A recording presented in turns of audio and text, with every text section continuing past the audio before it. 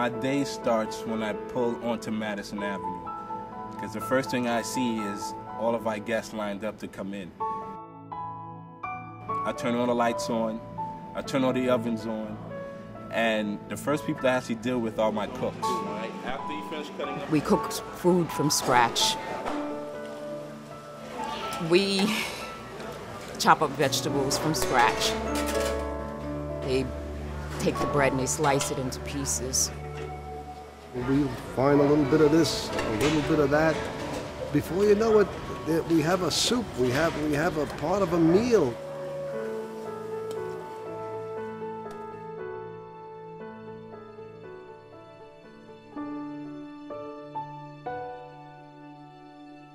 There are so many Long Islanders that are only a paycheck away from needing our assistance. People that we serve in the inn could literally be our next door neighbors, live in our towns, go to school with our children. People do not know that this exists on Long Island. Hunger is here on Long Island. Homelessness is here right around in your own neighborhood. Nobody plans to be homeless. Nobody wakes up and says, I think I'm going to be homeless today. Something has happened in their life that pushes them into poverty. 3 out of every 10 people go to sleep hungry at night. How do you put food on the table if you don't have a job? How do you send your daughter off to school when you don't have money to buy clothing? To see people walking with their families and this is their only hot meal of the day, it's really gut-wrenching. I thank goodness that they do have a loving place like the inn that does care about them.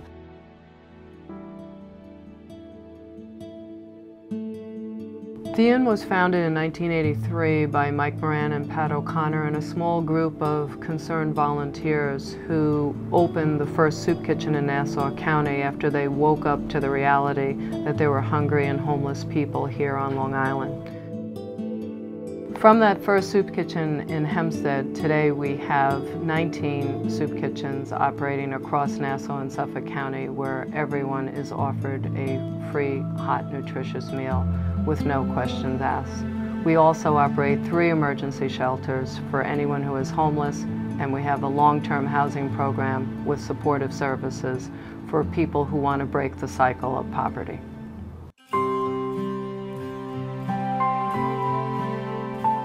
People think about a soup kitchen, you think you're just coming for a meal. we also have a clothing boutique here. People can come in and they can take shoes or a jacket. They need clothing for jobs, or they just need clothing period for their kids to go to school. We have counseling service, we have housing referrals, education referrals, employment referrals. You can also get a nice shower if you'd like a shower. We provide all of our guests with a 5-pound bag of canned goods that they could take with them. Like during Thanksgiving, we give out turkeys.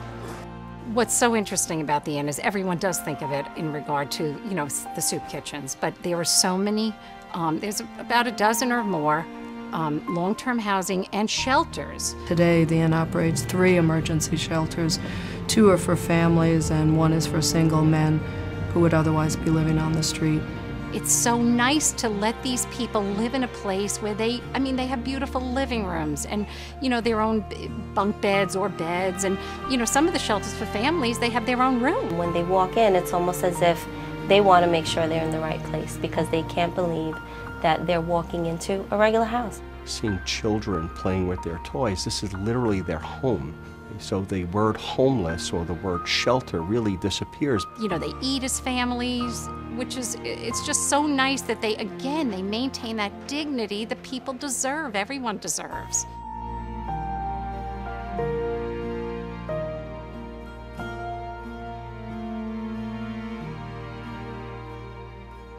I think that the people who work here are passionate.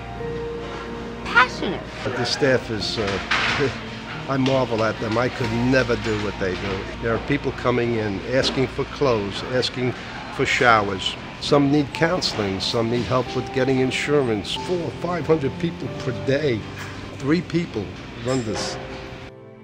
The volunteers just do an absolutely incredible job. I am so proud to be affiliated with something like this. I really am.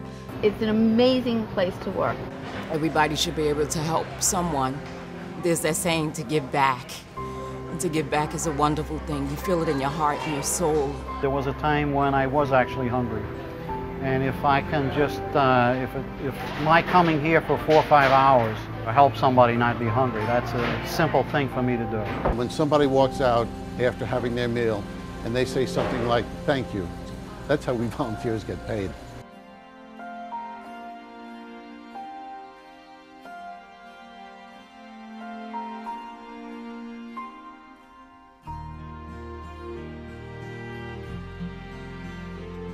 Every donation goes back to the guests. Every dime that they get goes to these people. Every dime they get. They don't waste. They're extremely professional.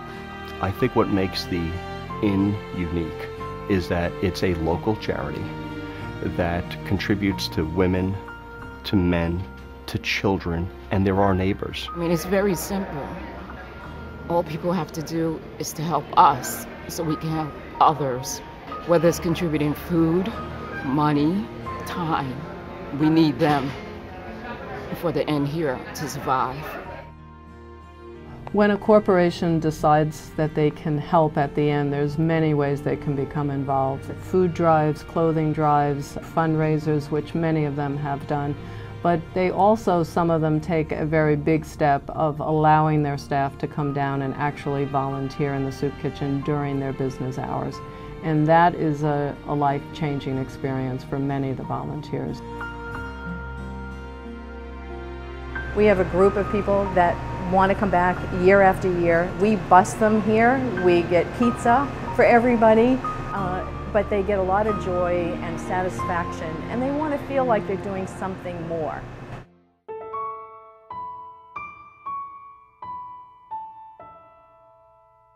Without the Inn, oh my God, I don't know. Without the Inn, these people would be on the streets sometimes without any clothing, without any food, and we all know that that cannot be.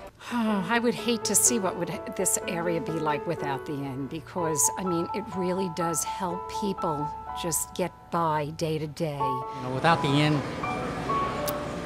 it's just devastating to me what these people would be doing. What would they do? Where would they go? You know, what would they have? Nothing. I just can't imagine them being hungry, especially these little kids. I can't imagine these kids being hungry. That would kill me. We can't solve all the problems of the world, but if you can make one little difference in somebody's life, that really means a great deal.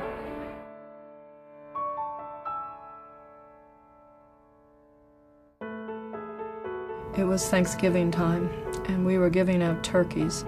This one man came in, and I was watching him, and I could see right away he had never been in the building before. He went to reach in his pocket to get out what appeared to be his wallet, and one of the volunteers tapped him on the hand and said, "No, no, no, no, you don't need anything here." You could see it was welling up in him a sense of surprise that not only he, but the people in front of him and behind him were receiving in the same way. And he took the turkey, and now you could see his eyes were totally glassed over from tears in them. As he turned to leave, he had tears running down his face, and he said, "At least somebody understands."